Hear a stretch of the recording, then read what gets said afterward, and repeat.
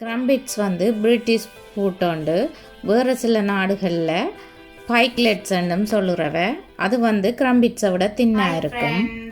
Welcome to London Tamil kitchen. நான் இன்றைக்கு வந்து வித்தியாசமான ஒரு ரெசிபியோட வந்திருக்கிறேன். நீங்களும் இந்த ரெசிபியை மறக்காம ட்ரை பண்ணி பாருங்க. கிரம்பிட்ஸ் பீஸா, கிரம்பிட்ஸுக்கு மேல பீஸா மாதிரி போட்டு செய்யற ரெசிபி உண்டு. செய்யறதுக்கு என்னென்ன தேவைன்னு சொல்லி பார்ப்போம் வாங்க.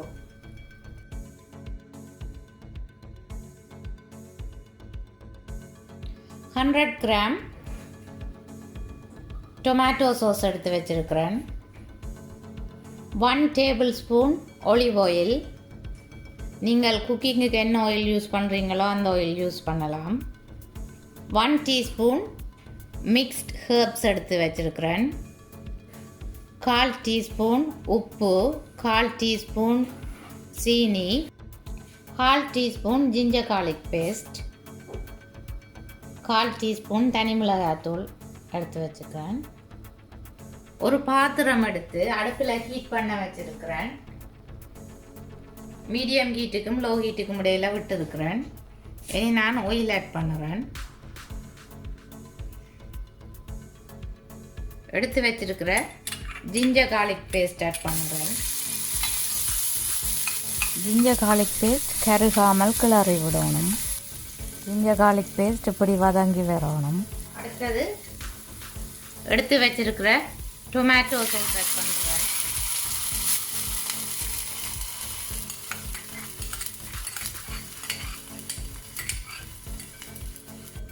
இனி எடுத்து வச்சிருக்கிற மிச்ச இன்க்ரீடியன்ட்ஸ் ஆட் பண்ண போகிறேன். ஹெர்ப்ஸ், தனி மிளகாய்த்தூள், எடுத்து வச்சிருக்கிற சீனியையும் உப்பையும் ஆட் பண்ணுவேன். ஆட் பண்ணி நல்லா மிக்ஸ் பண்ணி விட போகிறேன். இந்த பீஸா சாஸ் வந்து 7 to 8 கிரம்பிட்ஸுக்கு பூசுறதுக்கு அளவாக இருக்கும். டொமேட்டோ சாஸ் திக்காக வருந்தனைக்கும் நான் காய்ச்ச போகிறேன்.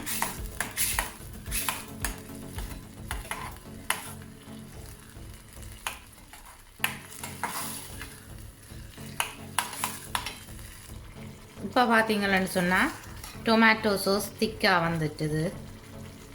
இப்போ பீஸா சாஸ் ரெடி ஆகிட்டு. ஓகே, நான் இனி அடுப்பு ஆஃப் பண்ண போகிறேன். அவனுக்கு வைக்கக்கூடிய ரே ஒன்று எடுத்து ஃபோயில் போட்டு வச்சுருக்கிறேன். அதுக்குள்ளே கிரம்பிட்ஸை அடுக்கிறேன்.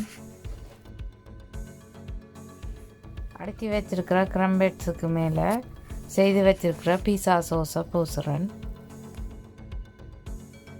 வெட்டி வச்சிருக்கிற வெஜிடபிள்ஸை சோஸுக்கு மேலே போடுறேன்.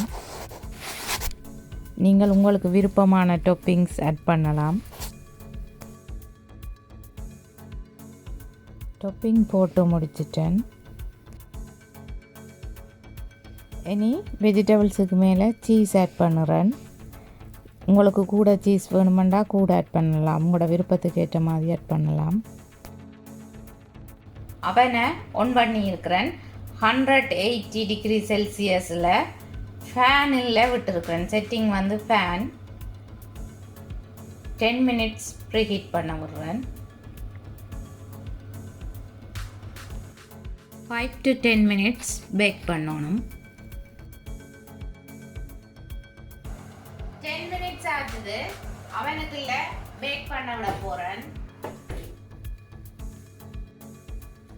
5 to 10 minutesல இந்த சீஸ் மெல்ட் ஆக வெளியில எடுத்துடணும்.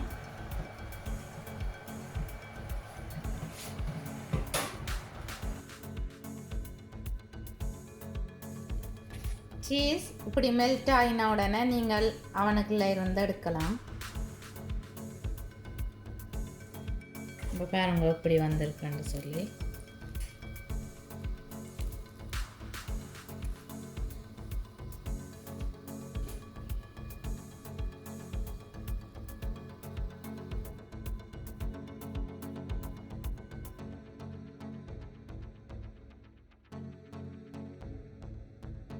Hundred and 50 grams strong white flour அல்லது plain flourம் எடுக்கலாம். 1/2 teaspoon salt, 1/2 teaspoon sugar, 1/2 teaspoon baking powder அல்லது பேக்கிங் சோடா எடுக்கலாம். அப்பச்சோடா அல்லது பேக்கிங் பவுடர் எடுக்கலாம். 1 டீஸ்பூன் ஈஸ்ட், 200 மில்லிலிட்டர் மில்க் எடுத்து வச்சுக்கிறேன். நீங்கள் வேணுமென்று சொல்லி சொன்னால் வார்ம் வாட்டரும் எடுக்கலாம். மில்க் ஜூஸ் பண்ணினா கூட டேஸ்டியாக இருக்கும். மில்கை அடுப்பில் வார்ம் பண்ண விட்டுருக்கிறேன். மீடியம் ஹீட்டில் விட்டு வார்ம் பண்ண விட்டுருக்கிறேன். நல்லா ஹீட் பண்ணக்கூடாது. லைட்டாக சூடாகினோடனே நிப்பாட்டிடணும் அடுப்பை. Milk warm ஆகிட்டுது. மில்க் 1 அல்லது 2 மினிட்ஸுக்குள்ளேயே வார்ம் ஆகிடும். நான் அடுப்பு ஆஃப் பண்ணிட்டேன்.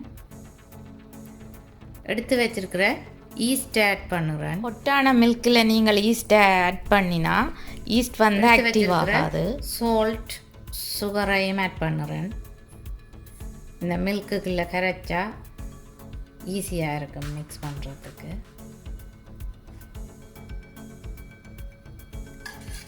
விஸ்கால மிக்ஸ் பண்ணிவிட போகிறேன்.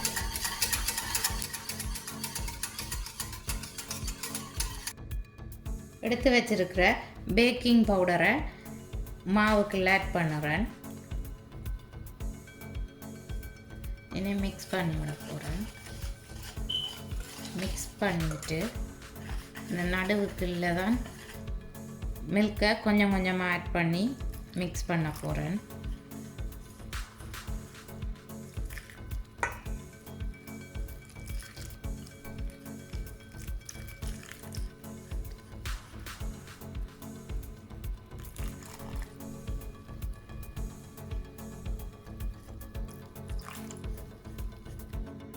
$50 மில்லிலிட்டர் வார்ம் வாட்டர் எடுத்து வச்சுக்கிறேன். லைட்டான சூடாக இருக்கும். இனி எடுத்து வச்சிருக்கிற வார்ம் வாட்டரை கொஞ்சம் கொஞ்சமாக விட்டு மிக்ஸ் பண்ண போகிறேன். கட்டி இல்லாமல் கரைச்செடுக்கணும்.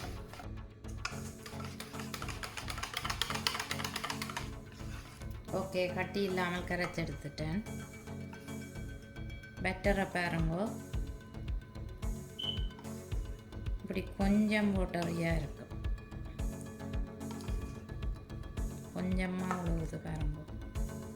இந்த மாவை 1.5 மணித்தியாலத்தில் இருந்து 2 மணித்தியாலத்துக்கு இப்படியே ஊற விட போகிறேன். ஒரு பிளேட்டால் மூடி ஊற விடுறேன்.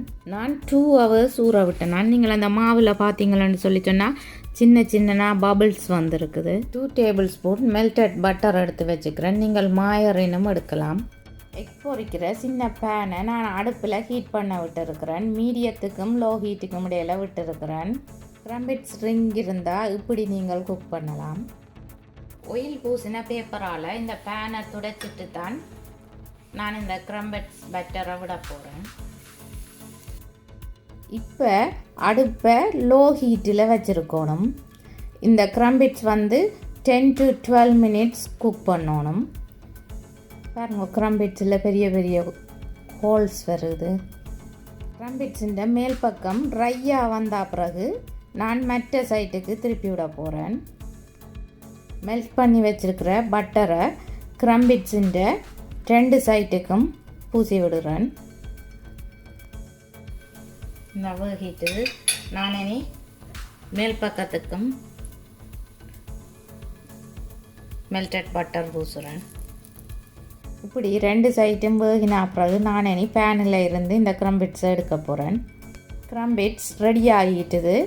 இதுவும் ஒரு கைண்ட் ஆஃப் கேக் தான். நீங்களும் இப்படி ஸ்வீட் க்ரம்பெட்ஸை செய்துட்டு பீஸா செய்து சாப்பிடலாம். க்ரம்பெட்ஸ் பீஸாவை நீங்களும் செய்து பார்த்து எப்படி வந்தேன்னு சொல்லி எனக்கு கமெண்ட் போடுங்க. என்னுடைய வீடியோஸ் உங்களுக்கு பிடிச்சிருந்தா லைக் பண்ணுங்க, ஷேர் பண்ணுங்க, கமெண்ட் பண்ணுங்க. ப்ளீஸ் மறக்காம என்னுடைய சேனலை சப்ஸ்கிரைப் பண்ணுங்க. நீங்கள் ட்ரை பண்ணின ரெசிபியை ஃபோட்டோ எடுத்து என்னுடைய ஃபேஸ்புக் பேஜில் அப்லோட் பண்ணி விடுங்க. ஃபேஸ்புக் பேஜின் லிங்க் நான் டிஸ்கிரிப்ஷனில் கொடுத்துருக்கிறேன். இன்னும் ஒரு இன்ட்ரெஸ்டிங்கான ரெசிபியோட உங்களை சந்திக்கும் வரை உங்களிடமிருந்து விடைபெறுவது உங்கள் மதி. பாய்.